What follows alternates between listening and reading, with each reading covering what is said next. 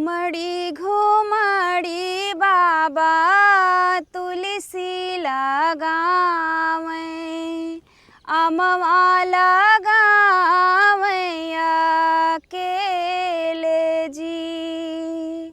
जेकर तुलसी हाथे लाई जाई है, रही जाई है अमवाया अकेले जी।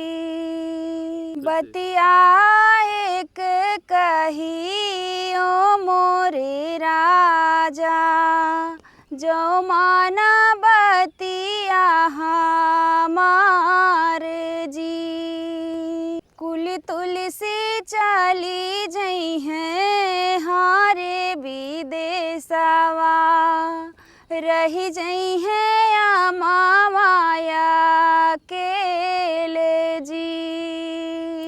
बतिया तो भले कहियो तू मोरी रानी, हमरो सुना एक बात जी। आपन देई हाँ